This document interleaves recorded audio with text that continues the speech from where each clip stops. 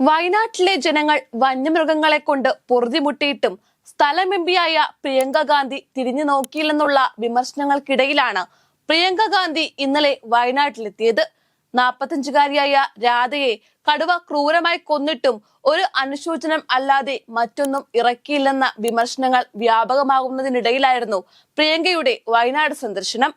പ്രിയങ്ക ഗാന്ധി വയനാട്ടിൽ മത്സരിക്കാനെത്തിയപ്പോൾ എതിരാളികൾ ഉന്നയിച്ച പ്രധാന ആക്ഷേപം അവർ മണ്ഡലത്തിൽ സ്ഥിരമായി ഉണ്ടാകില്ല എന്നതായിരുന്നു. തിരഞ്ഞെടുപ്പിൽ വിജയിച്ച ശേഷം ആകെ ഒരു തവണയാണ് പ്രിയങ്ക മണ്ഡല സന്ദർശനം നടത്തിയത്. ഉരുൾപൊട്ടലുണ്ടായ പുഞ്ചിരിമട്ടം, ചൂരൽമല എന്നിവിടങ്ങളിലെ പുനരധിവാസ നടപടികൾ ഇഴഞ്ഞു നീങ്ങുകയാണ്. ഇതിലൊന്നും സ്ഥലം എംപിയായ പ്രിയങ്കയുടെ ഇടപെടലൊന്നും ഉണ്ടായതായി കാണുന്നില്ല. വയനാട്ടിൽ വീടെടുത്ത് താമസിച്ച് ജനങ്ങളുമായി മലയാളത്തിൽ സംസാരിക്കും എന്നായിരുന്നു തെരഞ്ഞെടുപ്പ് കാലത്ത് വോട്ടർമാർക്ക് നൽകിയ ഉറപ്പ്. താനും സഹോദരിയും അടക്കം വയനാടിനി 2 എംപിമാർ ഉണ്ടെന്ന് കരുതാമെന്നായിരുന്നു രാഹുൽ ഗാന്ധി അന്ന് പറഞ്ഞിരുന്നത്. 2 പേരെയും ഈ പ്രദേശങ്ങളിലെങ്ങും കാണാനില്ല എന്നാണ് ഇപ്പോൾ കോൺഗ്രസുകാർ പോലും അടക്കം പറയുന്നത്. അതായത് സ്വന്തം പാർട്ടിക്കാർക്ക് പോലും ഈ പോക്കിൽ അഭിപ്രായ വ്യത്യാസമുണ്ടെന്ന് സാരം. ലോക്സഭാ എംപിയായി സത്യപ്രതിജ്ഞ ചെയ്ത ശേഷം കഴിഞ്ഞ വർഷം നവംബർ 30-നും ഡിസംബർ 1-നുമാണ് വയനാട്ടിൽ സന്ദർശനം നടത്തിയത്. 2 ദിവസങ്ങളിലായി വോട്ടർമാരെ നന്ദി അറിയിക്കുന്ന യാത്രകളിലായിരുന്നു പങ്കെടുത്തത്. വയനാട്ടിൽ നിന്നുള്ള എംപിയായി ജയിച്ച രാഹുൽ ഗാന്ധി രാജിവെച്ച ഒഴിവിലാണ് പ്രിയങ്ക ഉപതെരഞ്ഞെടുപ്പിൽ മത്സരിച്ചു ജയിച്ചത്. തെരഞ്ഞെടുപ്പ് രാഷ്ട്രീയത്തിൽ കന്നി പ്രിയങ്കയ്ക്ക് മിന്നും വിജയമാണ് വയനാട്ടുകാർ സമ്മാനിച്ചത്. 4.10 ലക്ഷം വോട്ടിന്റെ ഭൂരിപക്ഷത്തോടെയായിരുന്നു ജയം. ലോക്സഭാ പ്രതിപക്ഷ നേതാവ് കൂടിയായ രാഹുൽ ഗാന്ധി കഴിഞ്ഞ തെരഞ്ഞെടുപ്പിൽ നേടിയ ഭൂരിപക്ഷവും മറികടക്കുന്ന ജയം. 2024 ജൂണിൽ നടന്ന ലോക്സഭാ തെരഞ്ഞെടുപ്പിൽ 6,47,445 വോട്ടുകൾ നേടി 3,64,422 വോട്ടുകളുടെ ഭൂരിപക്ഷത്തിലാണ് രാഹുൽ ഗാന്ധി വിജയിച്ചത്. ഇതിനിടെ രാധയുടെ വീട്ടിലേക്കുള്ള യാത്രക്കിടെ വയനാട് കണിയാറത്ത് പ്രിയങ്ക ഗാന്ധിക്ക് നേരെ CPM പ്രവർത്തകർ കരിങ്കൊടി കാണിക്കുകയുണ്ടായി.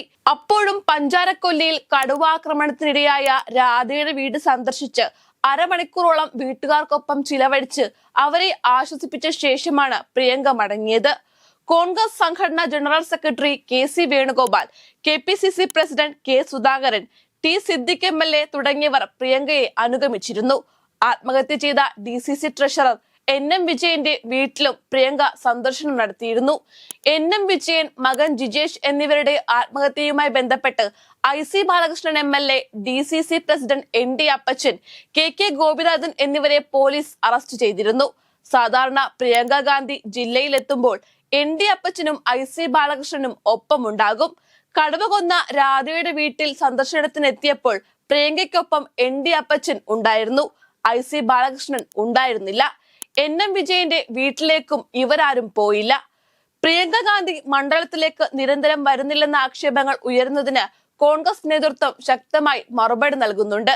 വയനാട് കേരള സംസ്ഥാനത്തെ 14 ജില്ലകളിൽ ഒന്നാണെന്നും സംസ്ഥാന ഭരണകൂടത്തിൽ ഒരു മന്ത്രിയടക്കം ആ ജില്ലയിൽ നിന്നുണ്ടെന്നും എന്നാലും വയനാട്ടിൽ വന്യജീവി ആക്രമണമടക്കമുള്ള ഏത് വിഷയം ഉയർന്നാലും സംസ്ഥാനം ഭരിക്കുന്ന CPMന്റെ ആക്രോശങ്ങൾ ആദ്യം ഉയർന്നത് വയനാട്ടിലെ പാർലമെന്റ് അംഗത്തിനെതിരെയാണെന്നും കോൺഗ്രസ് നേതൃത്വം പറയുന്നു. MP എവിടെ എന്ന് CPMുകാർ പതിവായി വെല്ലുവിളിക്കും. MP സംഭവ സ്ഥലത്ത് വന്നാൽ അവരെ റോഡ് സൈഡിൽ നിന്നും കരിങ്കൊടി കാണിക്കും. MP എന്നത് ജനപ്രതിനിധി മാത്രമാണ്, ഭരണാധികാരി അല്ലെന്ന് സാമാന്യ ബോധമുള്ള ഏതൊരാൾക്കും അറിയാം. ഭരണഘടനാ പ്രകാരം സർക്കാരിന് ലെജിസ്ലേച്ചർ, എക്സിക്യൂട്ടീവ്, ജുഡീഷ്യറി എന്നീ 3 നെടുംതൂണുകളാണുള്ളത്. ഇതിൽ എക്സിക്യൂട്ടീവിനാണ് ഭരണപരമായ നടപടികൾ സ്വീകരിക്കാൻ അധികാരവും ഉത്തരവാദിത്വവും ഉള്ളത്. മന്ത്രിമാരടങ്ങുന്ന സർക്കാരും ഉദ്യോഗസ്ഥരും ഒക്കെയാണ് ഈ ഭരണനിർവഹണ വിഭാഗത്തിലുള്ളത്. MP ഫണ്ട് വിനിയോഗം പോലുള്ള ചുരുക്കം ചില കാര്യങ്ങൾ ഒഴികെ ഏതെങ്കിലും ഒരു കാര്യത്തിൽ നേരിട്ടൊരു തീരുമാനമെടുക്കാൻ MPക്ക് അധികാരമില്ല. പാർലമെന്റിനകത്തും പുറത്തുമുള്ള ഉചിതമായ വേദികളിൽ ജനകീയ പ്രശ്നങ്ങൾ ഉന്നയിക്കാനും അധികാരസ്ഥാനീയരുടെ ശ്രദ്ധയിൽ കൊണ്ടുവരുവാനുമാണ് MPക്ക് കഴിയുക. വയനാട്ടിലെ MPമാർ സംസ്ഥാന കേന്ദ്ര സർക്കാരുകൾക്ക് മുമ്പിൽ ആ ഉത്തരവാദിത്വം എക്കാലവും നിർവഹിച്ചു പോന്നിട്ടുണ്ട്. വനം, വന്യജീവി വിഷയങ്ങൾ സംസ്ഥാന കേന്ദ്ര സർക്കാരുകൾക്ക് നേരിട്ടിടപെടാൻ ഉത്തരവാദിത്തമുള്ള ഭരണഘടനയുടെ കൺകറന്റ് ലിസ്റ്റിൽപ്പെട്ട വിഷയമാണ്. വയനാട് MP ശ്രീമതി പ്രിയങ്ക ഗാന്ധിക്കെതിരെ CPIMന്റെ രാഷ്ട്രീയ പ്രേരിതമായ അഥവാ പ്രചരണങ്ങളെ കേരളം അവജ്ഞയോടെ തള്ളിക്കളയുമെന്നും കോൺഗ്രസ് നേതൃത്വം കരുതുന്നു. വന്യജീവി ആക്രമണങ്ങളിൽ നിന്നും സാധാരണ ജനങ്ങളെ സംരക്ഷിക്കാനുള്ള ക്രിയാത്മക നടപടികൾ സ്വീകരിക്കുവാൻ കേന്ദ്ര സംസ്ഥാന സർക്കാരുകൾ മുന്നോട്ടു വരണമെന്നും കോൺഗ്രസ് ആവശ്യപ്പെടുകയും ചെയ്യുന്നു. പ്രിയങ്കയ്ക്കും രാഹുലിനുമെതിരെ ഇപ്പോൾ ഉയരുന്ന ആക്ഷേപങ്ങൾ കഴമ്പുള്ളതല്ലെങ്കിലും വേണ്ടത്ര ശ്രദ്ധ നൽകിയില്ലെങ്കിൽ അത് കോൺഗ്രസിന് തിരിച്ചടിയായി മാറുക തന്നെ ചെയ്യും.